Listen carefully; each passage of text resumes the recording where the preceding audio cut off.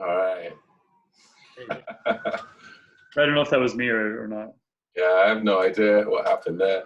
It was a really good portrait image of you for a while. I could still, Fair enough. it was just frozen, and then like the whole Zoom just like closed down on me and told me that Okay. so I don't know. It might be my connection.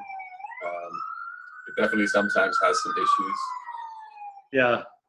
Well, I think they got a lot of catching up to do with their infrastructure, maybe. Yeah. Becoming so popular so quick. But anyways, yeah. So it was something that I came across, and I was at a point in my life where I had made a lot of changes physically, and this just kind of seemed like a natural next step. It just kind of spoke to me, and just kind of, yeah, this is what I want to try and do next, and that's basically how far I've taken it. So yeah. I started telling you a story when the whole thing closed Yes. down. A friend of mine, maybe about a year ago, just over a year ago now, did a 72-hour, well, it wasn't actually 72, it was 71. He was supposed to do 72 hours in a flotation tank, in a sensory deprivation tank. Wow. He only came out to get water and to use the bathroom. Okay. As far as I'm aware, he might have taken some breaks, but that's another story.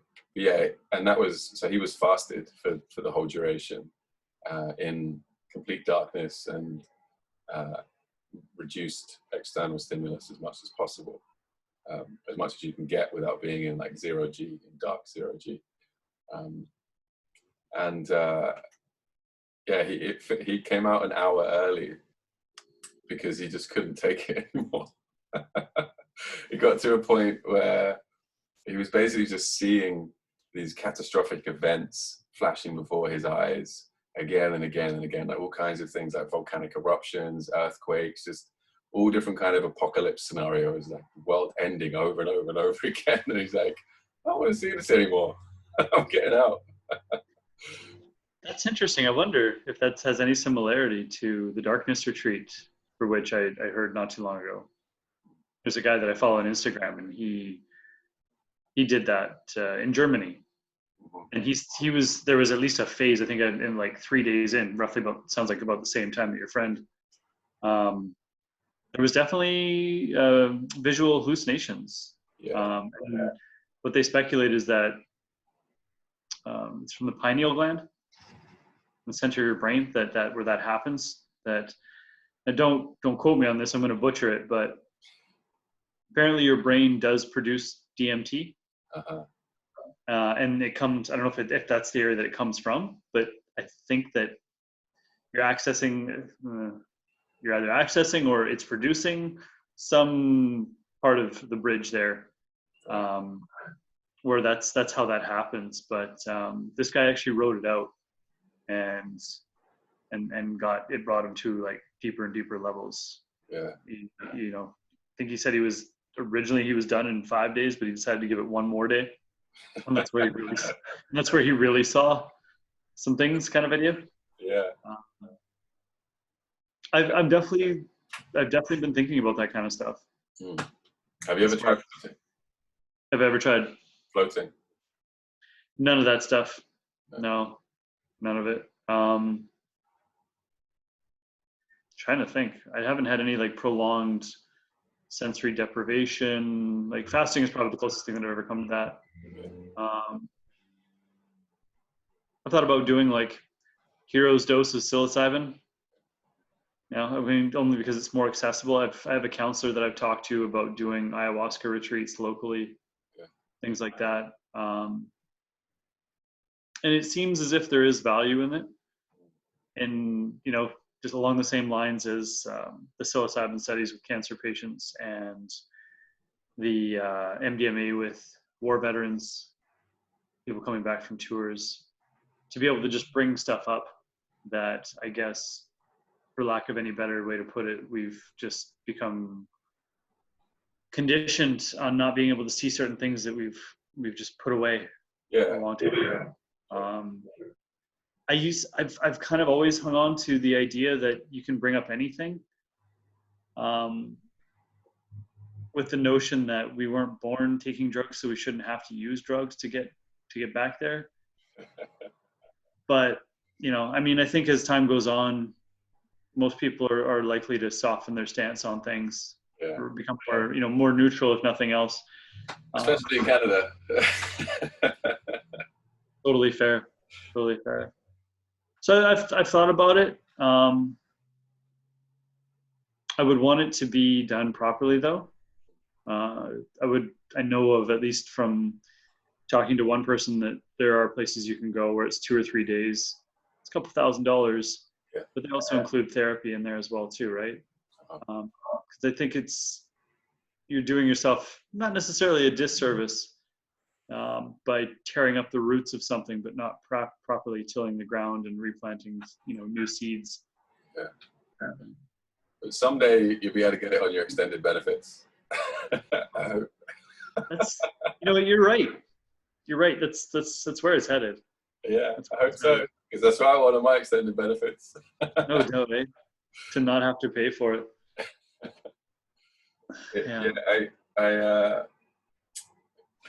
We might have been born without taking anything, but our ancestors have, right?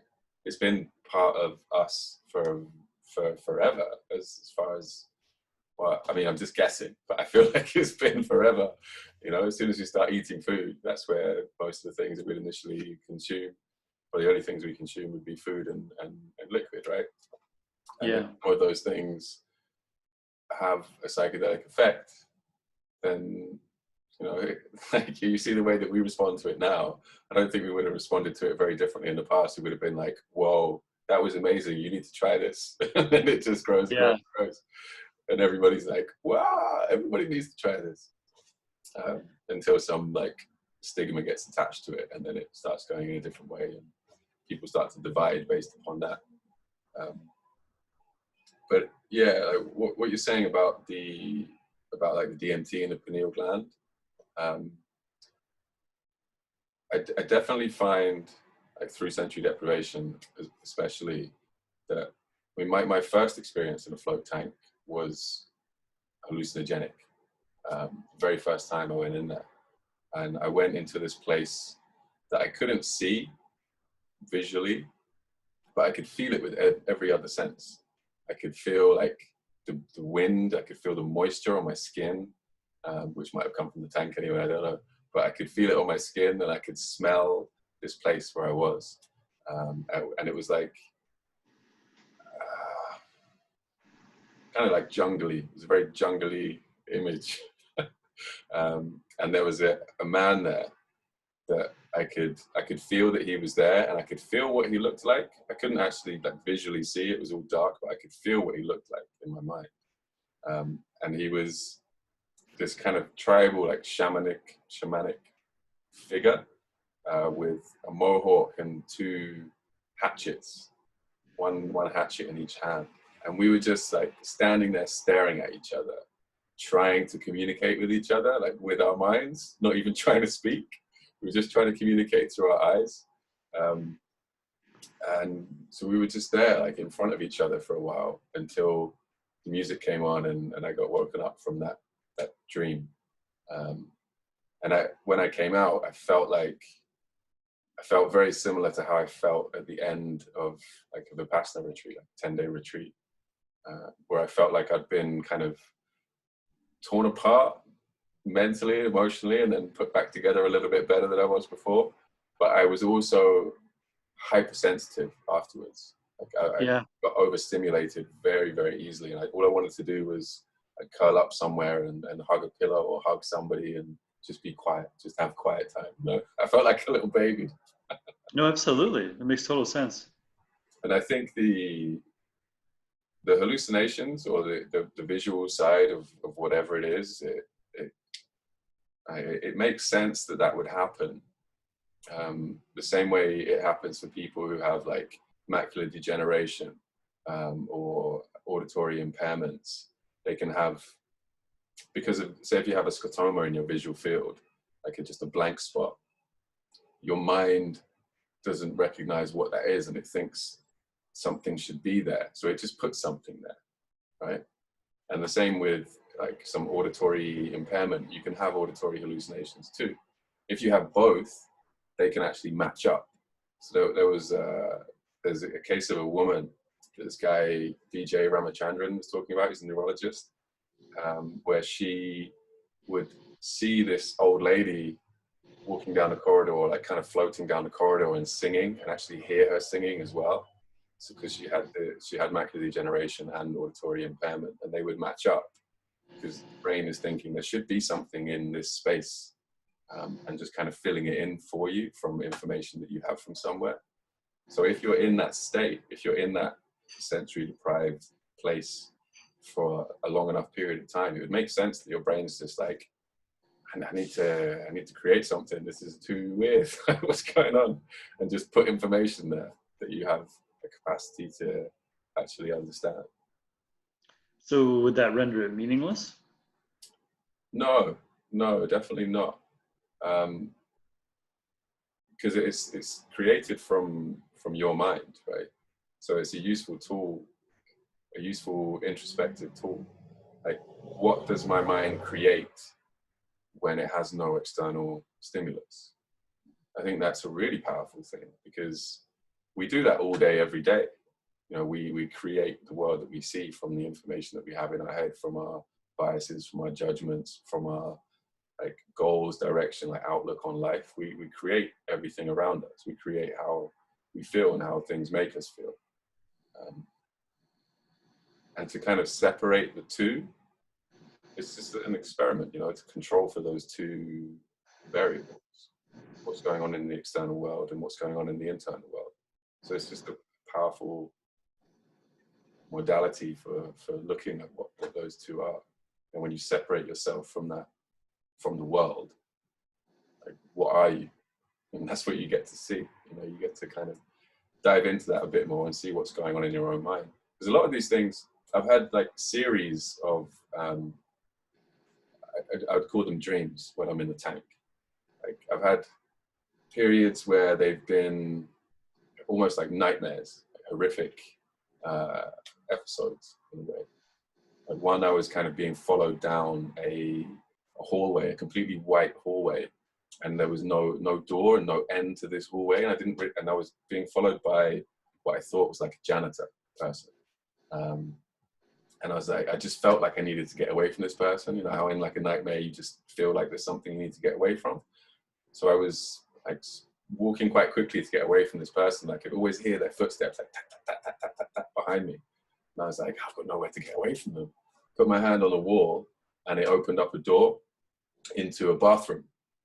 And I'm like, yeah, this is a great idea. I'll go into a bathroom and just trap myself here. So I go in there, there's like a huge mirror on the wall and nothing else. There's like a little bar just below the mirror, but nothing else. And a cubicle. So I'm like, all right, I've got to go into the cubicle. I don't know why I was doing this, because I'm just trapping myself into a smaller and smaller space. And I get into this cubicle, and for some reason I think that the person's not going to come in and find me, but they walk into the bathroom, and I'm like, oh crap, they're going to find me in this cubicle.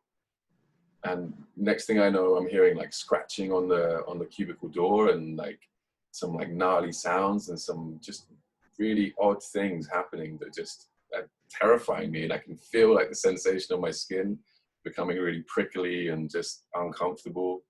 And then this like feral child like burst out underneath the door and kind of like just darted towards me. And it's like the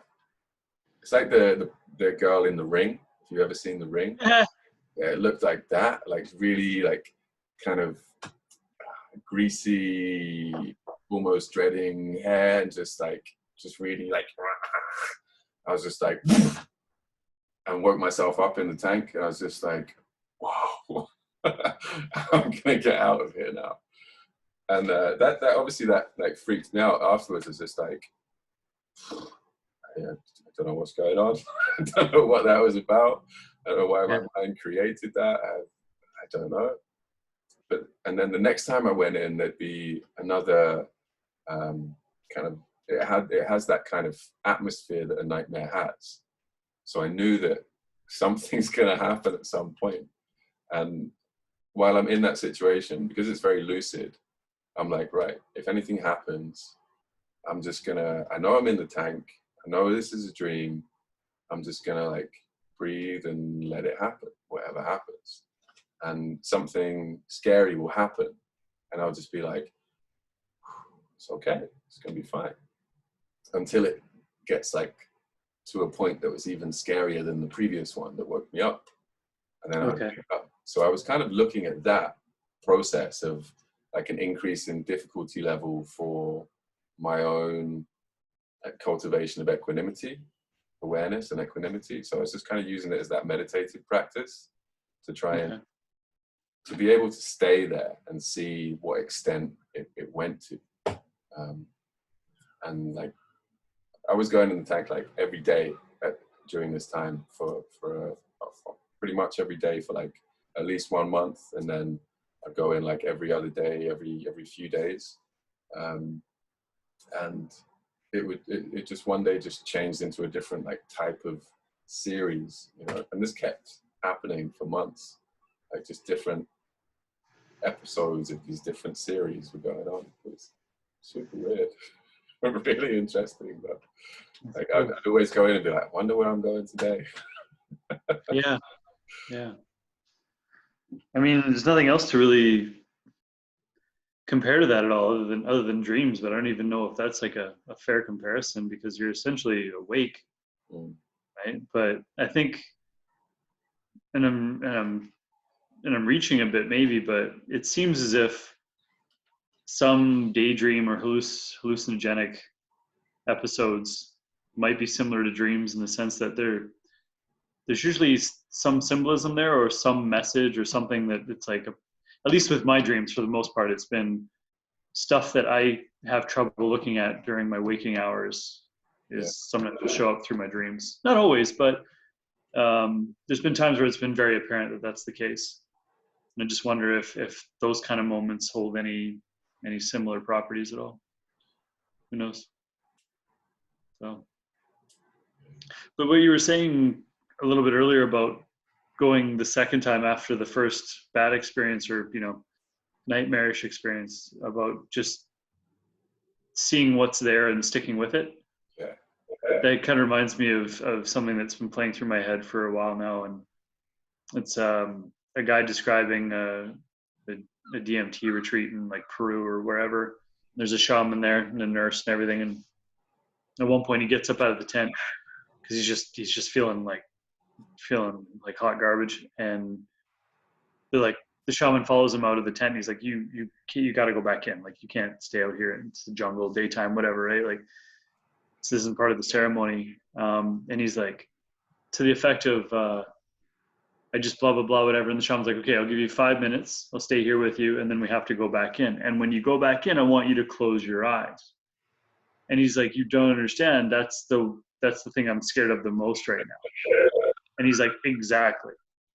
And the shaman did say at one point before that too, he's like, if you feel like you're going to die, then die. Like, just move into it.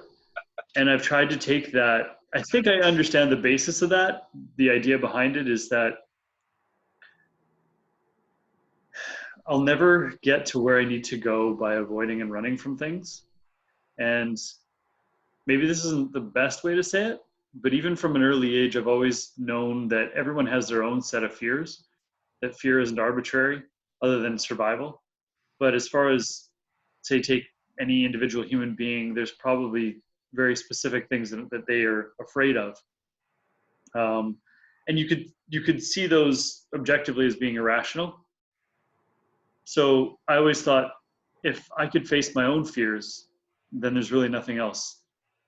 There's nothing else left. Like, there's rational fear, you know, for survival, of course, but as far as things that keep me from actually experiencing myself and doing what I want to do, irrational fears, right? I could face all of those. And so kind of like trying to keep that mindset of, even our last call, I kind of alluded to a term that I like to use, sitting in the fire, consciously choosing to go ahead and go to uncomfortable places. That was actually a theme of one of my events for my meetup. It was the conscious choice of going to difficult places. Even just talking about it can give me a headache sometimes. I give anyone credit who does that, because as little power and as little danger and as little fears there actually arbitrarily is in any given subject that terrifies me, it can physically debilitate me if I hit it in the right step, or if I step into one of those old familiar grooves. Yeah, even now I can feel a bit of the tension and anxiety just talking about it, just imagining it. And it's just, I don't even know how to really describe it other than it's just my mind going, oh, hey, this is that scary place. That makes it that scary place. And it makes it really difficult. And it makes it a place that I'll avoid and I'll run from at times. I'm actually, to be quite honest with you, I'm going through a little bit of that right now. So yeah, I'm not sure, to tell you the honest truth, with this quarantine and all this isolation. Like, I went for about a 3-hour walk today. During my fast, and I was just there. There was no major epiphanies or anything else. But by doing all this, I'm really just trying to sit with myself, give myself as much space and openness, and embrace whatever I find and whatever I see.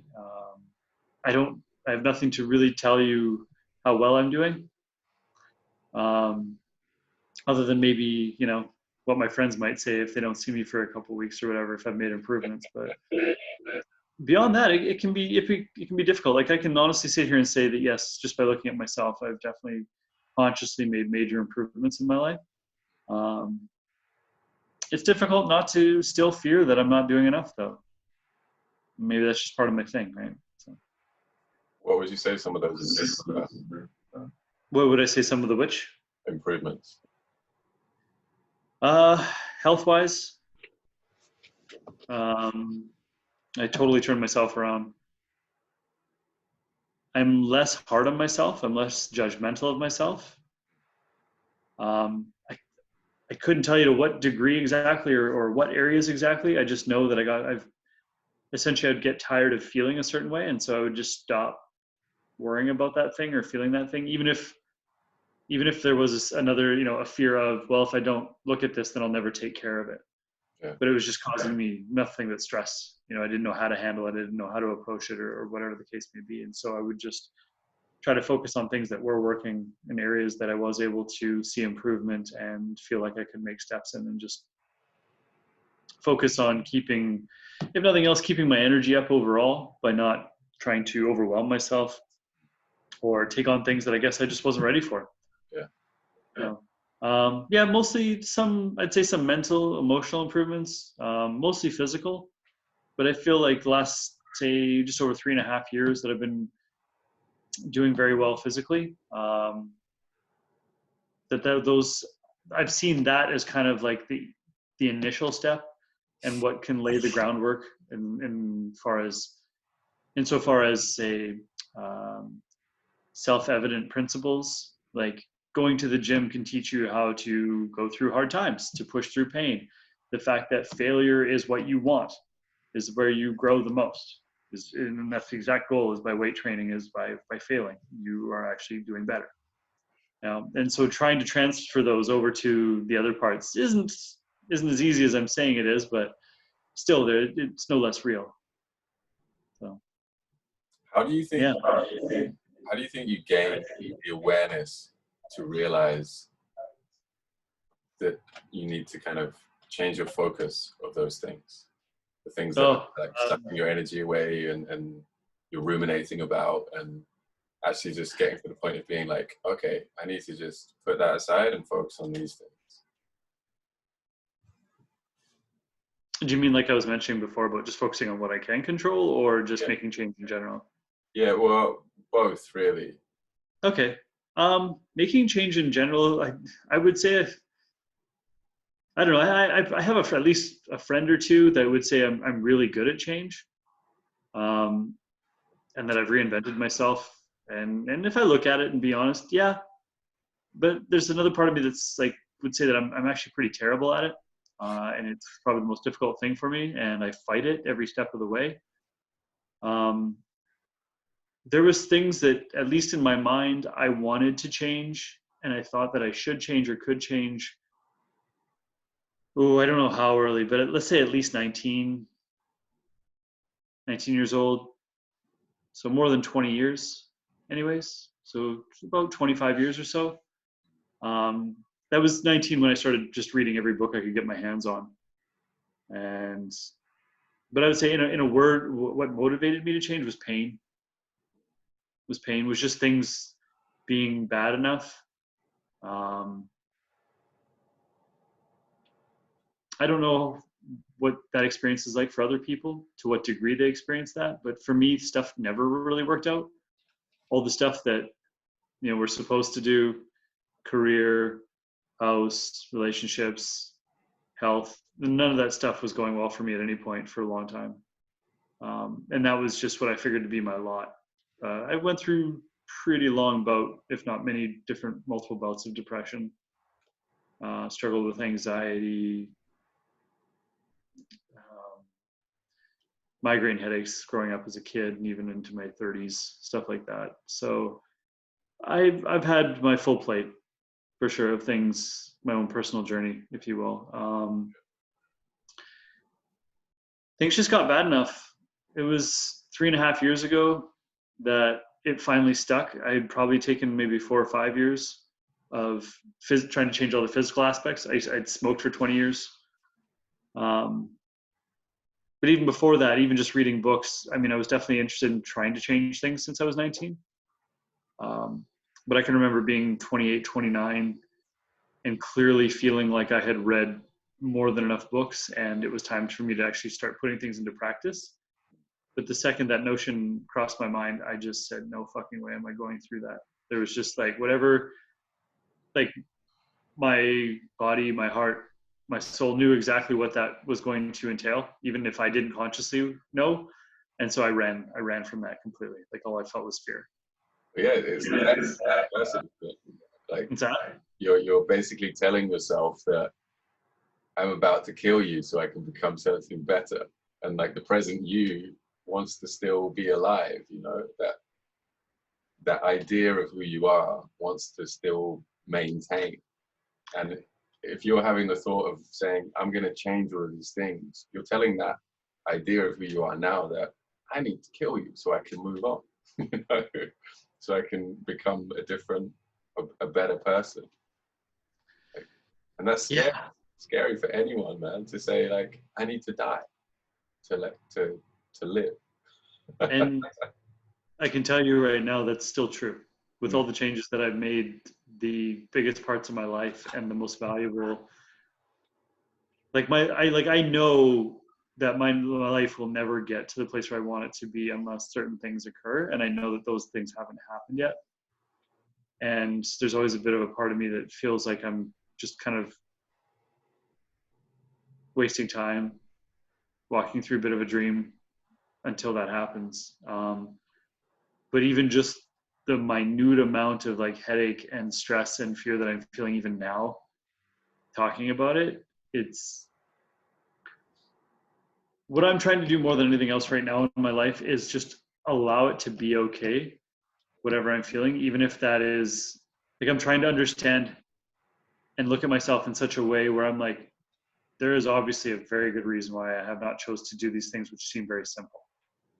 Like literally for me to say, join the Samurai Brotherhood, or to put myself out there in the way of certain projects or things that I have ideas for or have had, like to actually just physically stand up, send out an email, walk over to this person, say these words is all very doable. But there are definitely fears that are hinged to those things that just steal it from me completely. And I'm not sure how to approach those because I would literally go through, and I'm still, if I'm being honest, yeah, I'm still afraid of it. I would have this process of getting these migraine headaches that would start to creep up on me in the middle of the day, and it was always the same. for decades, where I would literally just end up in the middle of the night till 7, 8, 9 in the morning, just sitting up in my bed, dealing with the pain, and then like say having to get sick like a couple times, almost as if like it was a pressure release from the nausea that would happen as well too. And then I would wind up just passing out because of exhaustion, sitting up, usually sitting in my bed against the wall or something with my head bobbed over. And then I would wake up, say maybe 2 or 3 hours later, and it was like nothing happened. Like the pain would be completely gone. I mean, I always knew it was mental in that respect. I always knew that it was like, I always called them subconscious stress headaches, because I knew that it was mental, but it was just in a place that was beyond, that I had shoved down far enough, right? I'm trying to allow myself as best I can just all the space that I need. I feel like I've done it at least in spurts. Even yesterday, I felt like I allowed myself to see and feel some things that were very familiar, but I usually would have shut down or seen as the product of a weak person, somebody who just had things that they just needed to push through and deal with. Yeah.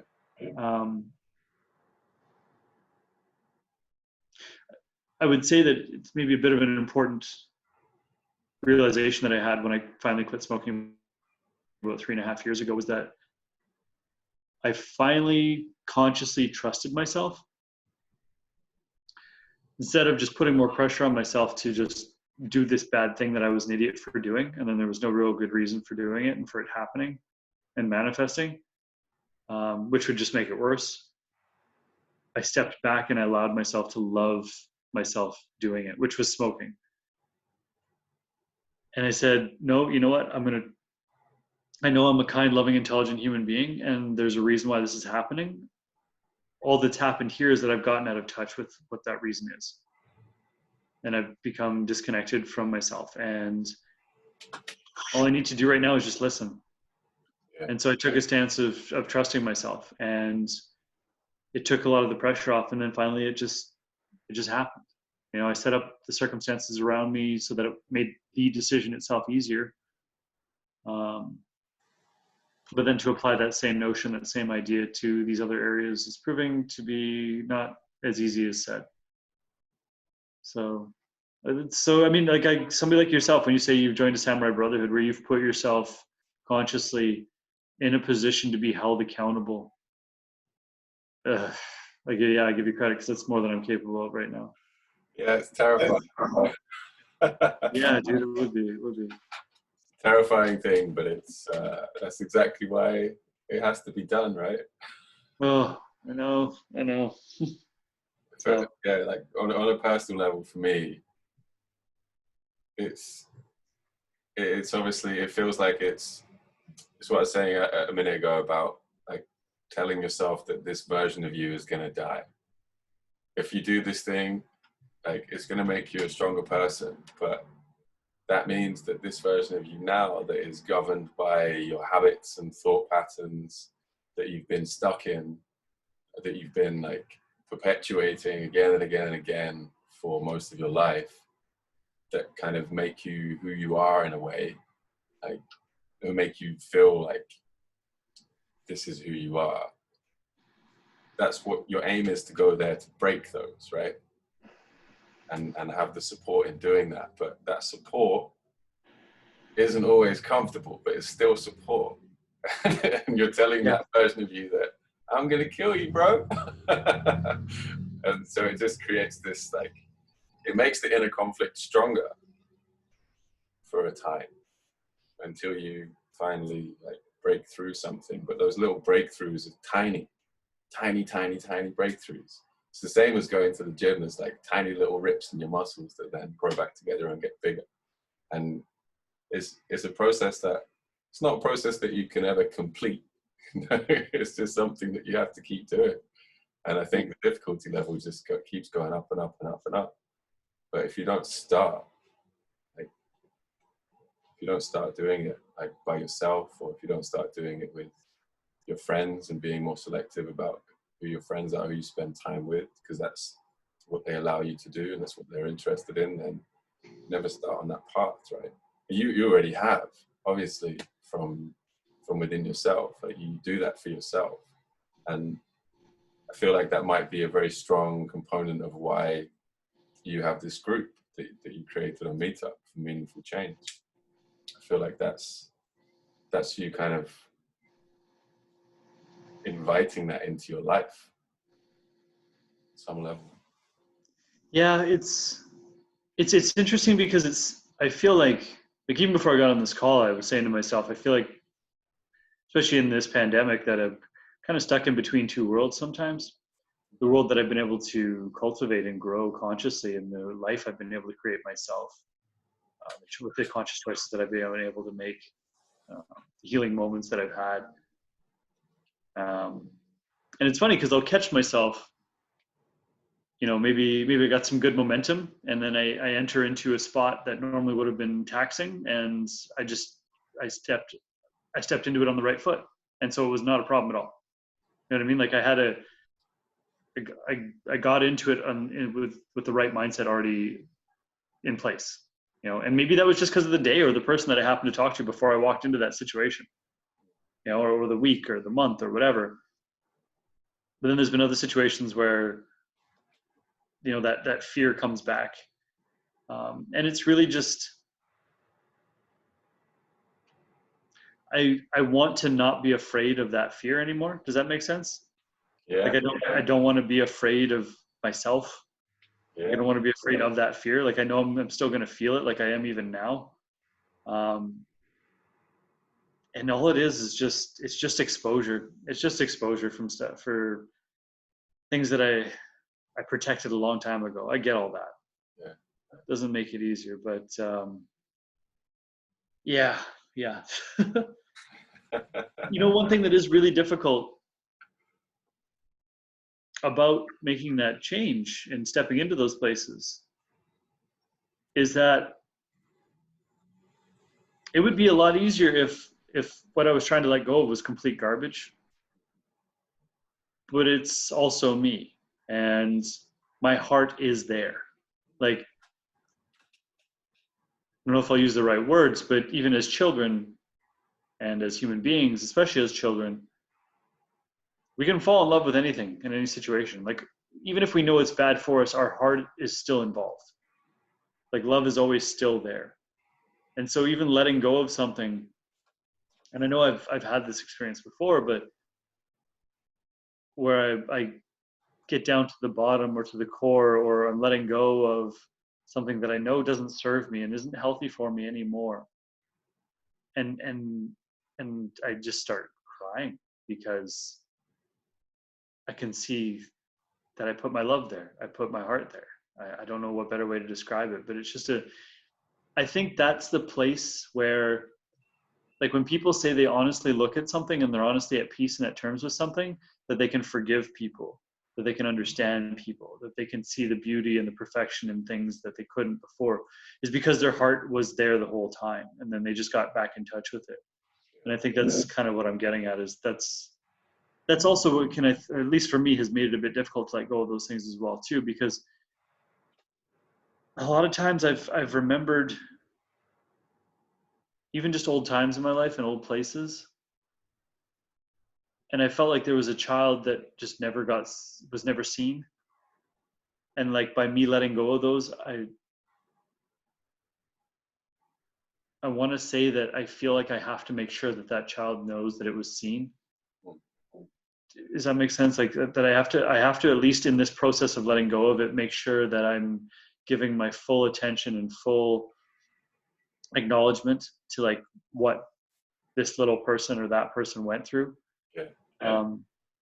Because I find that that's one of my biggest things. And again, I don't know if it's common for other people, but I feel like a lot of my life I have felt very alone.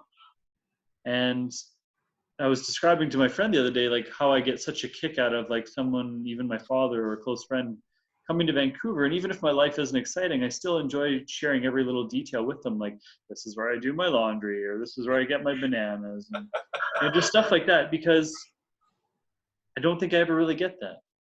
And there's been a lot of moments in my life where I have felt really just alone, especially if I've been going through something hard and like literally I had no friend or family in town even, or something to that effect.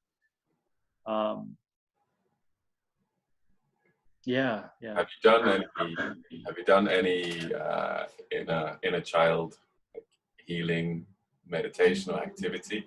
I've done at least one or two guiding meditations that have dealt with stuff like that was specifically on that, but I've just play it by ear. Yeah. I haven't gone through any like specific processes or anything. I think it was the first time I did that was in a stretch of real committed meditation. And that's where I had what I could best describe as a metaphysical creation experience. Like, sorry, I'm getting a little, this is not, I'm finding it not too easy to talk about. I'm starting to get a little, That's okay. I'll just tell you this one real quick and then I'll let you take the floor.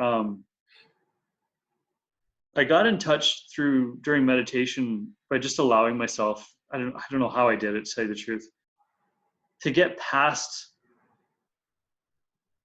the overall stance of how I was feeling about a certain thing. Let's say just love in my life. And I allowed myself to actually see what it was that I needed. I did that by letting go of what I had to be, what I thought I should be. And even just for a moment, allowing myself to be needy, to be desperate, to be, all of these things that I was actually just feeling. And I thought to myself, well, what do I need? And as a lot of emotion was coming out, I saw what I needed to be in the form of someone who could just like accept me for all my flaws and all these other things, and just be there in the face of all the things that I thought were unlovable. Picture in my mind of this woman standing in front of me, maybe the hair color, the length, but it was just more of a overall feeling. And so the next day I was at work. Actually, just before I finished that off, I thought it weird to leave without a name. So the thought crossed my mind. I'm like, what's the name? And Elizabeth came to mind. And then the very next day I was at work and I had my back turned to the customer, and I turned around and there's this woman there. And she basically had the same like height and hair, but I never saw the face in my mind. But as soon as I turned around and I looked at her, I was immediately hit. Like this super powerful right in the center of my chest, like just this burst that my mind quickly worked to shut down. And then when I went to ask her name, because that's my job, she said Elisa. And I thought, well, that's about as close as I'm gonna get. So I do fully, I'm on board. I wouldn't even say believe. Like I know that we create our lives, not just how we feel or how we choose to experience things, but there is a metaphysical aspect to stuff outside of us. Like I'm well on board. It's just wrestling with my own demons, if you will, that keeps me from really feeling like I'm really progressing or moving forward. So. An interesting, all right, thank you for sharing that with me, Matt. I could see that it was quite difficult for you in the beginning to get sorry, this whole topic, I'm starting to get a bit of a headache and starting to feel nauseous. So I'm starting to have to push through a bit. Yeah. Okay. So let's talk about your group. Let's talk about meaningful change. Yeah, for sure. How did that, what is it and how did it come about? Well, like I alluded to before, from all the self-study that I've been through, I figured that I had something to offer. I've been jotting down ideas for at least a few years now, but it wasn't until last September where, when you're asking me what motivated the change and stuff like that, I think I really started digging in to another level with meditation, personal responsibility and commitment, cleaning out distractions in my life when I had a bit of a breakup. And it just culminated in a moment where I found out some information, some things that had been going on around me that I wasn't aware of. And it hit me pretty hard. And I just said to myself, I don't want to feel like this ever again. Like, I've been here before, I've had this feeling before, and I don't want to feel like this. And then in those moments, I realized that I needed to do something with the knowledge and the experiences that I have had. How do you have sunshine right now? This And west, the sunset. yeah, no, fair enough. And so I made 2 commitments to myself, one of them being the meetup group, another one being to commit to reading a book 10 to 15 times to help me change a particular area of my life.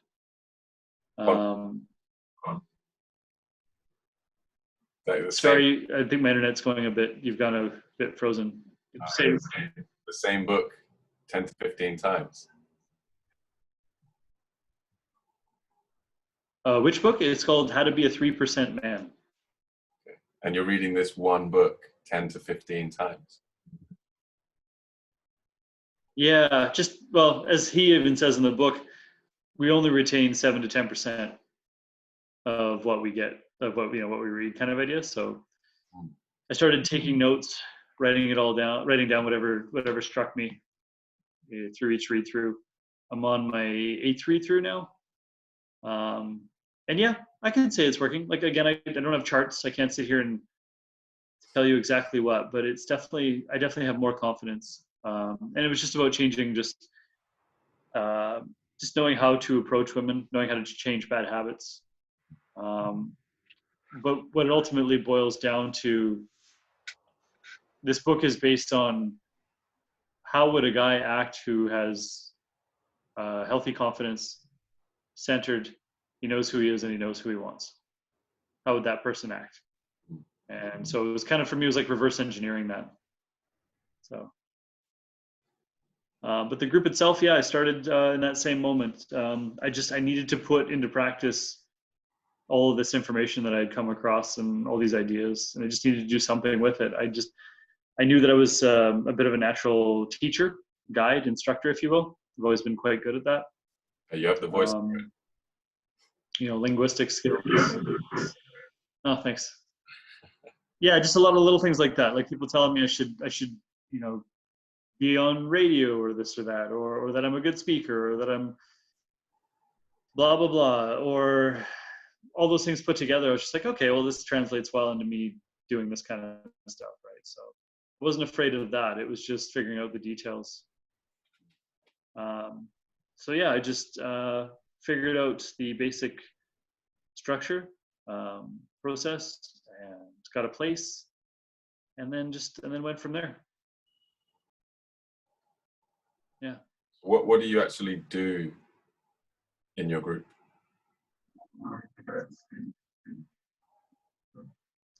So it's a discussion-based group.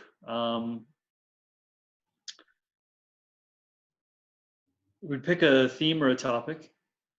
I would pick one ahead of time, and I would post some, maybe 5 or 6 different videos surrounding that topic, just to kind of give people. It was something to begin the discussion off of, just as an icebreaker. It's something that everybody had kind of in common, something that they were.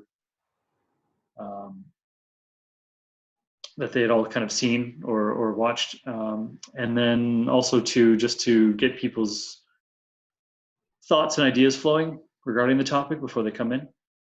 And then from there, it was just kind of a guided, maybe 4 to 6 people, depending on how large, like each group size kind of idea, how large the overall attendance, and then having guided questions for, say, at least the first half of it, maybe a little longer, but those ones would be important and specific to pinpointing something in our lives. It's kind of like easing people into the topic, easing people into answering questions about themselves, and then getting into like 3 or 4 specific questions based on pinpointing what it is in this theme that relates to your life that you would want to, say, make an adjustment or change or start something.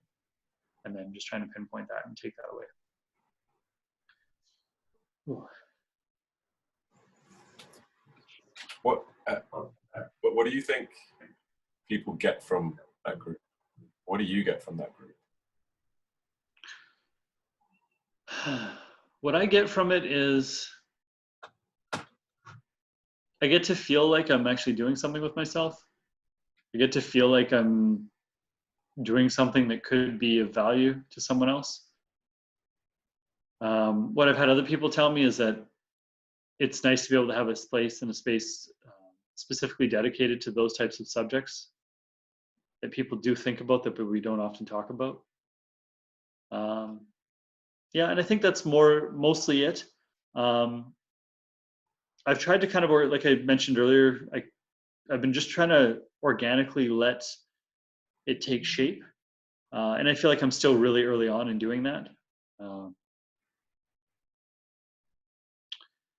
Some of the events I would be, at least at first, maybe a little more stringent on getting the questions answered.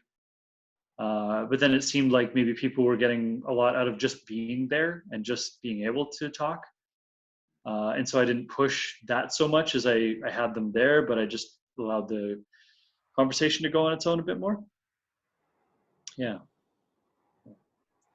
And has anyone kind of come up to you and explicitly stated something that they've gained from being part of that group? One lady in particular, that was the last meetup that I had. Yeah, she just really enjoyed being able to connect with other people, and she actually ended up sharing artwork with another person there, and connected with them outside of the meetup itself. So, yeah, that would be, I think, probably the only example that I would say, because I only had like 4 events. And last time we spoke, you said that since this whole situation kicked off, you've kind of taken your hands away from doing anything with that group, right? Yeah, since the virus, yeah, I haven't bothered trying to do anything with it at all. So, I mean, other than doing something online, which I haven't really had the inkling to do. I just didn't think that, I mean, obviously it would be irresponsible to try to get anybody together. Yeah. You know, so, and beyond that, I just, I don't know. I don't know that I'm that good at it. Maybe I don't know. Like I felt like I was very much trying to still figure out how I should be and what would be the best way to go about trying to increase the numbers to get, like, what is it that people, I still feel like I was figuring that out. Like, what are people actually getting out of it? What brings people to the place, right? Like, pardon me. So. Yeah. So,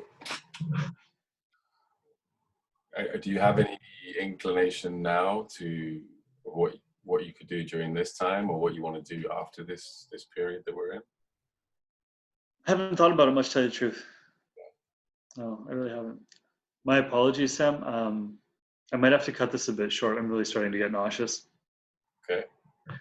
Sorry, I didn't expect this. I didn't expect this.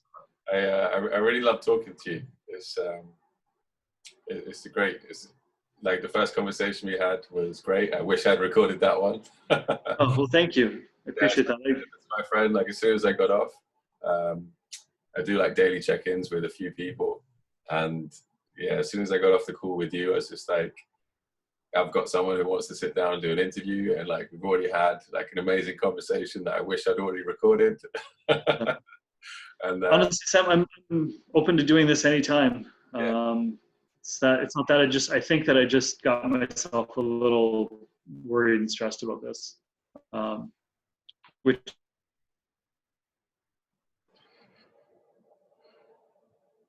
went froze again. Yeah, you're back.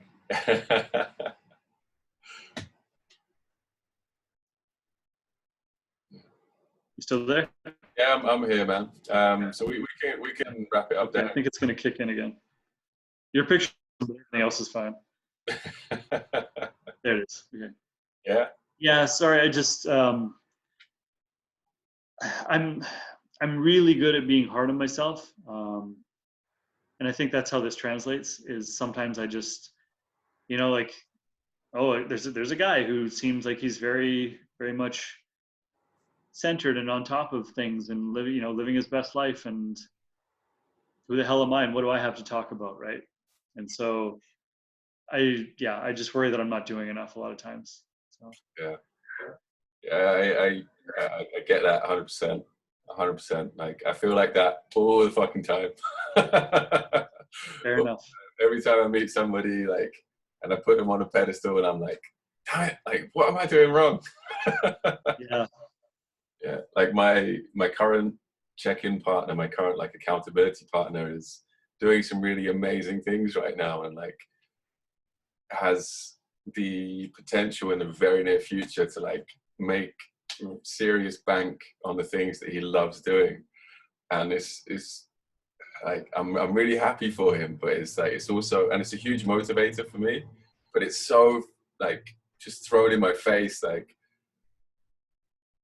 people are so far down their path and like really getting shit done, and I feel like I'm still figuring things out. But like when you actually get so much face time with somebody else who you've like put on a pedestal, you realize they're still doing the same thing too. They're just figuring it out. They're just figuring it out at like at a different place. Yeah, if I turn my camera around and like show you my room, it's a mess. It's a mess. Like I barely get to spend any time here, strangely, because I'm working Monday to Friday as usual, like 7 till 4, sometimes a bit later, and I'm home and just like doing these kind of calls or in certain groups. Like I have a group on Monday, a group on Tuesday, and then the rest of the week I kind of try and I give to these sessions and just kind of following up with people and like chasing people, and I really love doing that. But there's so many things that I need to keep on top of, like just as a human, that at the moment I'm kind of putting aside because I've got all of these other things that I'm really excited about. Nice. Well, being excited is always makes everything a lot easier. Yeah. For sure, dude. But yeah, I really appreciate your time. I really appreciate your conversation. It's No problem. I feel like we just kind of scratched the surface a little bit. I may have gotten a little off topic there, but if you want to continue this in any way, shape, or form, if you have other questions, like I said, I'll be more than happy to continue it at any time. Yeah, let's set up another call soon, and yeah, just keep this conversation going. I enjoy it. Sounds good. Thank you, brother. All right, buddy. Have a good night. Sorry? Have a good night, and thank you as well. Yeah, you too, man. You take care. All right, we'll talk to you soon. Ciao.